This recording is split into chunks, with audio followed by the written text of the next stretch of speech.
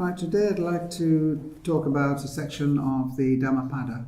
The Dhammapada, as you know, is a collection of the Buddha's teachings which come from different sources over a long period of time, but they're some of the oldest recorded teachings that we have. So we're fortunate to have a Penguin edition, but there are many, many translations, and sometimes I look at different translations to glean the meaning, or even look up the original Pali word. It's all translated from Pali, of course, and there are always many interpretations, which is probably a good thing. It opens up the field to discussion. So the chapter I'm looking at is chapter 12, which has been given the title of Self, which is obviously an important topic. So what I'm going to do is give a little commentary on a few sections of that chapter on self, and then we can have a discussion about it as to its meaning. So, self is protector of self. What other protector could there be? Again, like a lot of it, first sounds a bit rather enigmatic. Self is protector of self.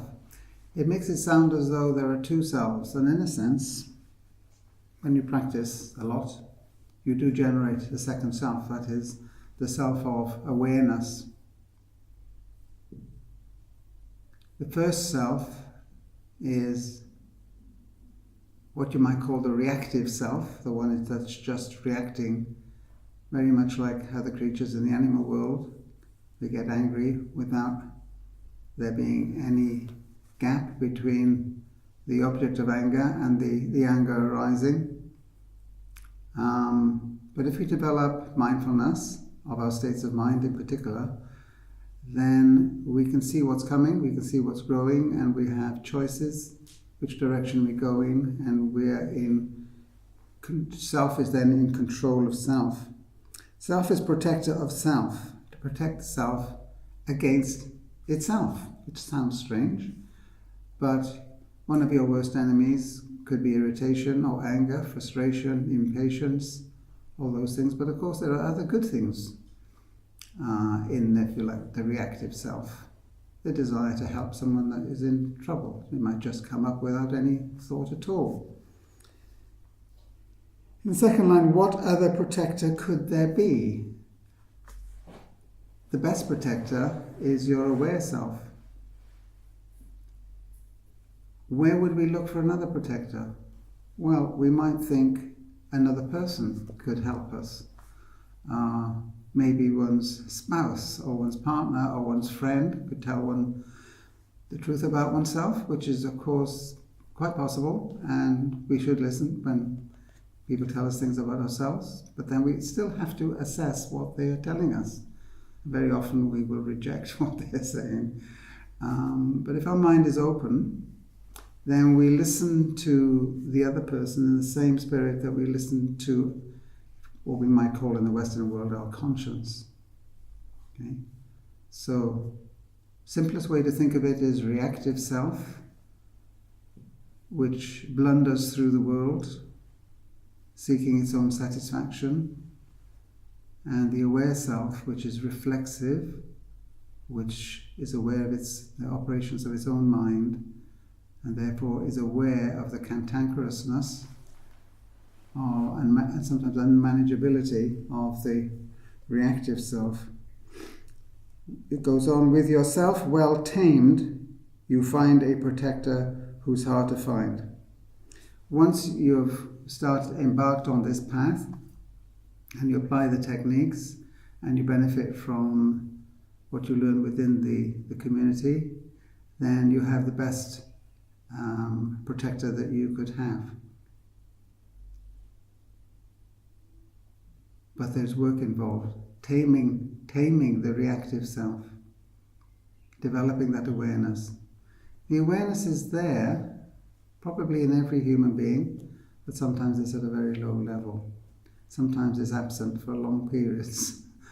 But it can always be trained and developed.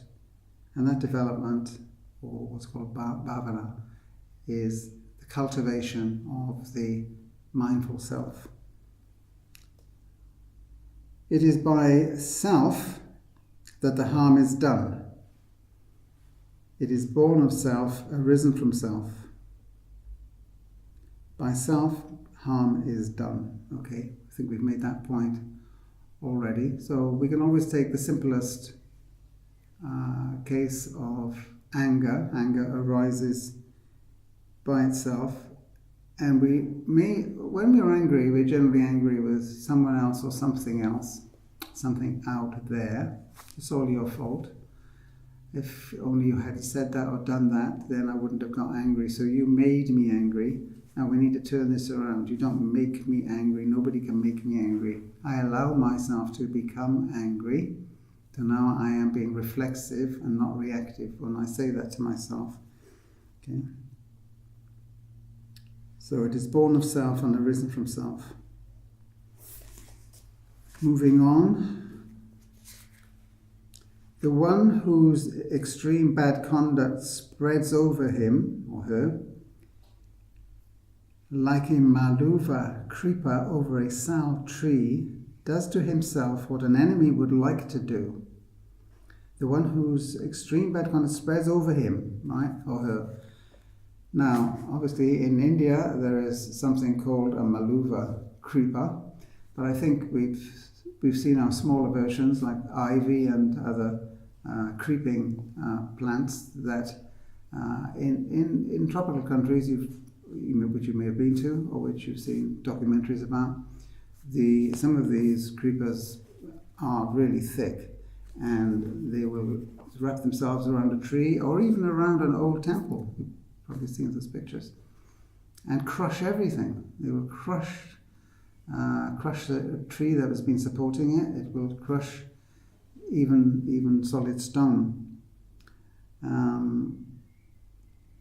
Hatred, anger, greed, jealousy, impatience, all those things are like that creeper within yourself that is strangling yourself. And it's doing to your better self what your enemy, if you have an enemy, would like to do to you. So in a sense, we've heard this phrase, you are your own worst enemy.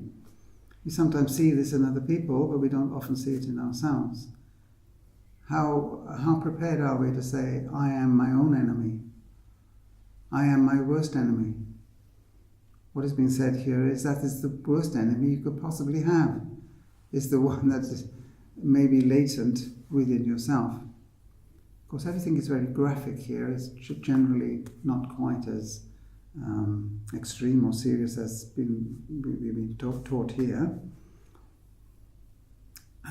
Things that are wrong and bad for you are easy to do. What is both good for you and right is most difficult to do. So things that are wrong are easy to do. Well, but in other terms, we're talking about temptation here. You know, it's quite easy to fall into what one would like to have, what is pleasurable, for example.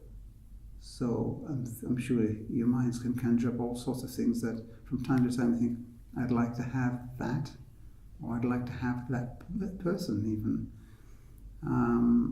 But at a deeper level, one might think, no, not a very good idea. But when we are young, of course, we make those mistakes. And as we get older, hopefully the reflexive, aware you starts to take some control. What is both good for you and right is most difficult to do. Well, it's only difficult if you haven't cultivated mindfulness, particularly mindfulness of one's states of mind in this case. So the more you've developed it, the easier that it becomes. Right, two other sections. By self alone, harm is done. By self alone, harm is done. By self, one is defiled. By self, evil is not done. By self, one is purified. In other words, you have a choice. You have a choice. You just need the understanding and sometimes the support we are very influenced by what others are doing. If others are doing good, we think, yeah, I should be doing good.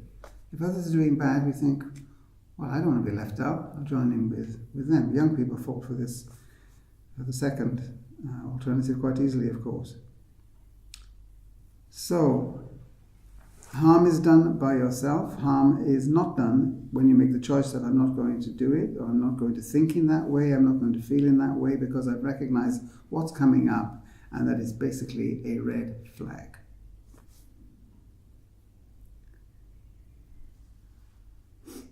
You should not neglect your own benefit for another's benefit, great though it might be. Now, it's not saying that you shouldn't benefit others, it's saying that benefit yourself first, or they might happen together, but you cannot help another if you cannot help yourself, because you just don't know how to do it. And we could easily fall into hypocrisy or delusion about oneself. This is particularly true of teachers like myself. I am apparently teaching you, but I've got to keep reminding myself, yes, teach yourself first, and remember what is you're telling others is what you must apply to yourself, otherwise it is worthless. Understanding your own benefit, you should pursue your own benefit. Right, we'll stop there and then we'll have a discussion about it.